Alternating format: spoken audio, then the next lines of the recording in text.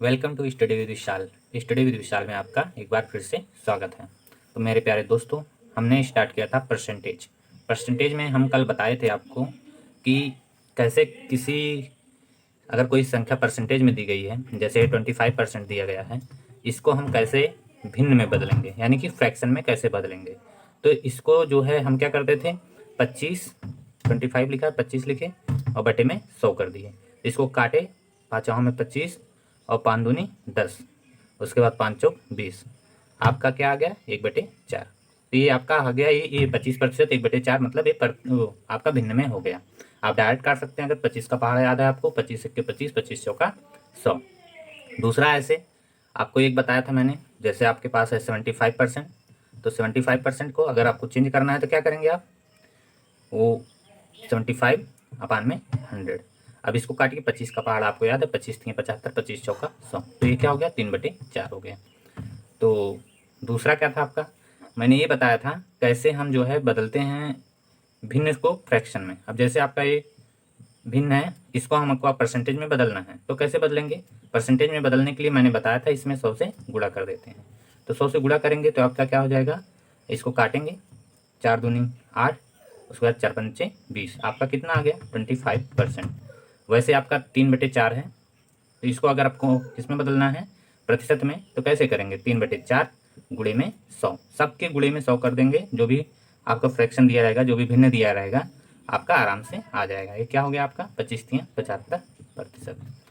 ठीक है, तो आज हम आगे स्टार्ट करते हैं। उसके हमारे पास है, इसको हमने चेंज करके बता दिया है। ये चीज़, ये जितनी पॉइंट्स है, आपको जितना भी दिया गया है सारी पॉइंट्स को याद करना है। जब भी आपको अगर ये पॉइंट याद हो जाती है, आसानी से याद रखते हैं, तो आगे जो हम परसेंटेज पे सवाल बताएंगे आप चुटकियों में करेंगे, आपको फार्मूले की ज़रूरत नहीं पड़ेगी। तो मेरे प्यारे दोस्तों, आप वीडियो को पूरा देखिए। अगर वीडियो पसंद आता है तब लाइक, सब्सक्राइब और शेयर जरूर कीजिए। आने वाली सभी परीक्षाओं के लिए आपके लिए बहुत ही अति महत्वपूर्ण टॉपिक है। इसका आपका एक एक पॉइंट एकदम बारीक से पढ़ाया जाएगा। तो चलिए स्टार्ट करते हैं। जैसे आपको दिया है पहला 100%, क्या दिया है 100%। 100% मतलब इसको अब हमको रेशियो, मतलब आपको इसमें बदलना है भिन्न में। तो भिन्न में बदलने के लिए क्या करेंगे, तो 100% मैंने बताया जब भी परसेंट रहता है तो डिवाइड कर देते हैं, डिवाइड कर दो 100 से। तो 100 से डिवाइड किए 100 बराबर कितना आ गया 1, इसलिए मैंने क्या लिखा 1। आपका आ गया 150%। 150% को आपको कैसे करना है, तो वही जो मैंने बताया, आपको सीधे डिवाइड करना है 100 से। इसको काट दिए 0 0, यहाँ 5 3 15, 5 2 10, क्या आ गया 3/2 आ गया। तो आगे हम देखते हैं, आगे आपका देखिए क्या है। अगला हमारा है 200%। 200% को क्या करेंगे बताइए जल्दी से। 200% को सीधे 200 को ऊपर लिखना है, नीचे 100, आराम से भाग दे देना है। ये तो सब इधर वाले आसान है, आप कर लेंगे।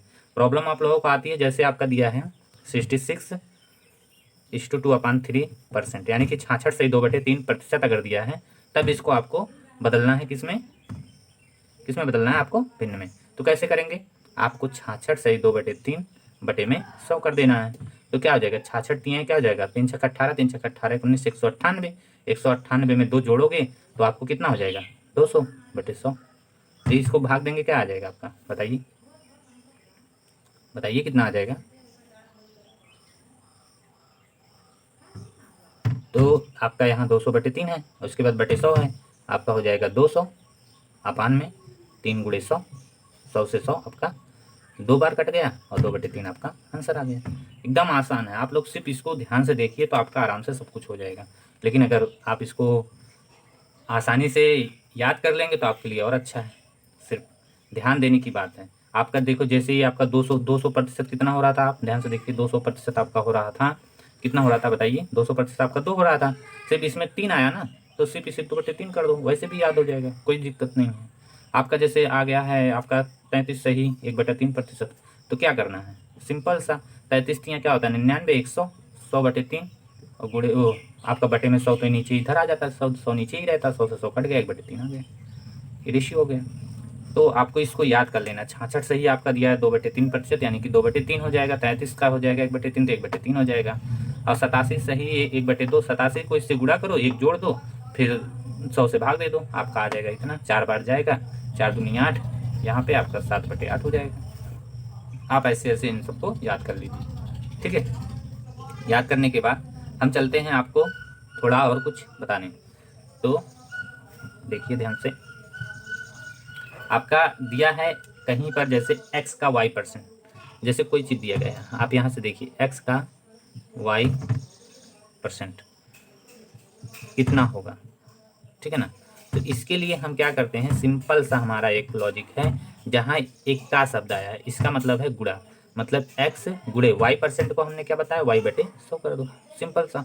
अब आपको इसी का मान निकालना है, जैसे कोई संख्या हम ले लेते हैं 25, सॉरी आपका 100 का 100 का 25% कितना होगा, आपसे पूछ लिया, तो सीधा से एक आपको 100 लिखना है, का की जगह गुणे का निशान लगाना है, 25/100 लिख देना है। अगर आपको ये 25% का रेशियो पता है, 25% का रेशियो पता है, पहले इसको देखिए, 25 चौका 100 हो जाएगा, ठीक है। अब 4 से इसको काटोगे तो क्या आएगा, 25 आएगा ना, तो आपका ये क्या हो गया 25, मतलब 100 में 25वां हिस्सा है आपका, 100 का 25%। अगर आपको यही चीज़ का रेशियो पता है, जैसे आपका 25% का भिन्न पता है, फ्रैक्शन क्या होगा ये पता है, तो सीधा सा 100 गुणे 25% का कितना बताया आप देखिए, यहाँ 1/4, तो क्या है गुणे 1/4 कर दो, 4 से इसको काट दो, आ गया 25। सिंपल है, आपको अगर ये याद है तो आप आसानी से प्रतिशत की जगह पे तुरंत इसको फ्रैक्शन इसके भिन्न को रखो, तुरंत आराम से सॉल्व हो जाएगा आपका।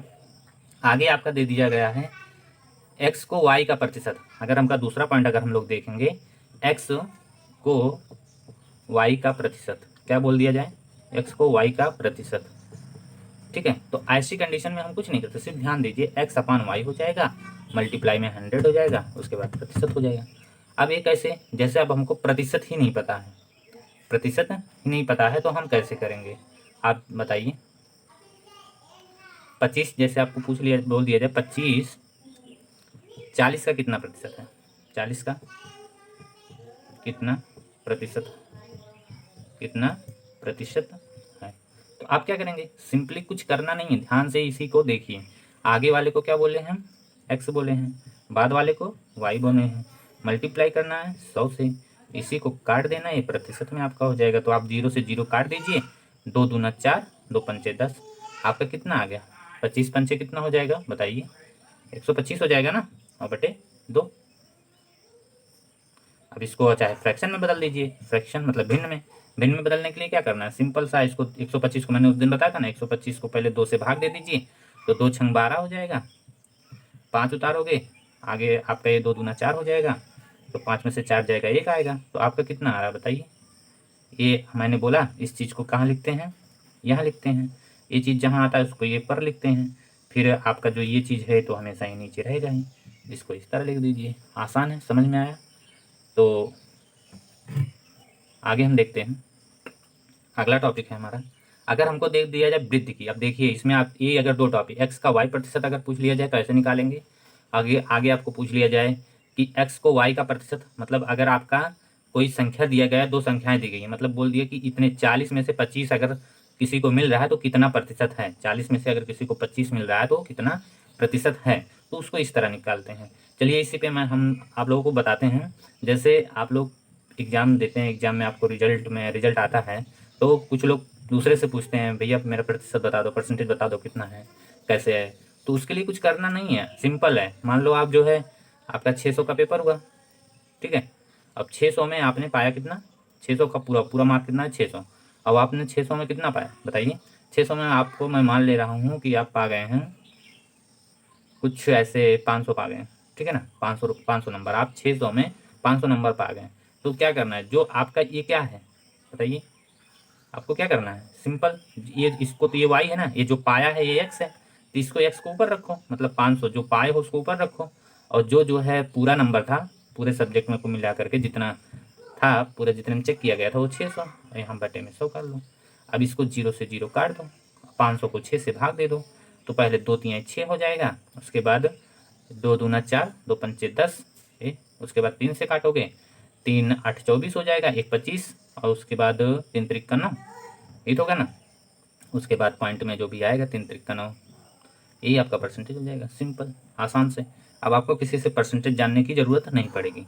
और दूसरी चीज़ आपका है, जब आप कभी मॉल में जाते हैं, कहीं जाते हैं, तो कहा जाता है कि इतने प्रतिशत का डिस्काउंट छूट चल रहा है, तो वहाँ पे आप लोग यही सोचते होंगे कि पता नहीं कितना रुपए होगा, क्या होगा, कैसे होगा, तो उसके लिए कुछ नहीं करना, सिंपल सा आपको ध्यान देना है। आपका जैसे बोल दिया कि कोई सामान है, आपको उस पर 25% का डिस्काउंट चल रहा है। यहाँ पे कितने का प्रतिशत मान रहे हैं? 25% का डिस्काउंट चल रहा है। कोई सामान हमारा है 150 का, उस पर 25% की आपको छूट मिल जाएगी अगर खरीदेंगे तो अब इसको पूछ रहा है, अब बताइए छूट। मैं इसको दो तरीके से बताऊंगा, आप दोनों तरीका समझिए अच्छे से, बहुत आसानी से। पहला आसान सा तरीका है, 25% की छूट कह रहा है, तो 25% की छूट कह रहा है तो इसको कैसे करेंगे? पहले तो 150 का 25% निकाल लेंगे, कितना होगा? 150 का 25%, क्या 25% निकाल लेंगे हम, कितना होगा? तो 150 25% निकालने के बाद क्या इसे गुणा करना है, 25/100 करना है। अब इसको 25 चौके 100 करना है, ठीक है। 4 से भी इसको भाग दे देना है, कितना आएगा? 4 4 3 12, और उसके बाद आपका आया 3, और उसके बाद 4 7 28, 4 5 20, आपका 37.5, यानी कि आपको इतने रुपए की छूट मिल रही है। तो आप छूट मिल रही है ना इतने रुपए की, पे की इसमें से हमको घटा देना है, सिर्फ सिंपली आपको इसमें से घटा देना है। तो 10 में से 5 जाएगा 5, यहाँ आया 9, 9 में से 7 जाएगा 2, यहाँ आया 4 में से 3 जाएगा 1, उसके बाद एक आपको मतलब इतना रुपये आपको जो 150 का सामान था वो आपको कितने में देना है? अब 112.5 रुपये में खरीदने में मिल जाएगा। दूसरा तरीका देखिए, ये वाला समझ में आया? अगर नहीं आया तो आप कमेंट बॉक्स में आप बता दीजिएगा, मैं इसको फिर से बता दूंगा, ठीक है। हम दूसरा तरीका देखते हैं। जैसे आपको बोल दिया है कि 150 है, ठीक है, आपका 150 है पूरा, कह रहा है इस पर कितने का छूट मिल रहा है? 25% का। तो 25% का छूट मिल रहा है, यानी कि 25% का रेशियो क्या हो जाएगा बताइए? 25% का रेशियो क्या हो जाएगा? सिंपल बताओ, कौन क्या हो जाएगा? आपका हो जाएगा 1/4, यानी कि आपको छूट कितनी मिल रही है? 1 रेशियो की, ठीक है, यही तो छूट मिल रही ना, बताइए।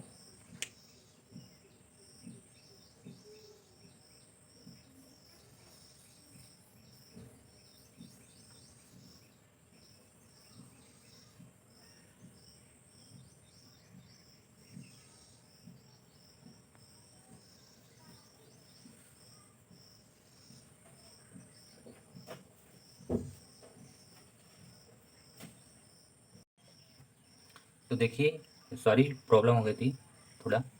तो आप देखिए इसमें क्या है, आपका भी 25% 1/4 है। तो ये जो 1/4 ऊपर वाला क्या हो जाता है? आपका छूट हो जाता है। नीचे वाला ये जो प्राइस है, यही जो उसका मूल प्राइस है, ये 4 हो जाता है। ये रेशियो मेथड है आपका, अनुपातिक मेथड।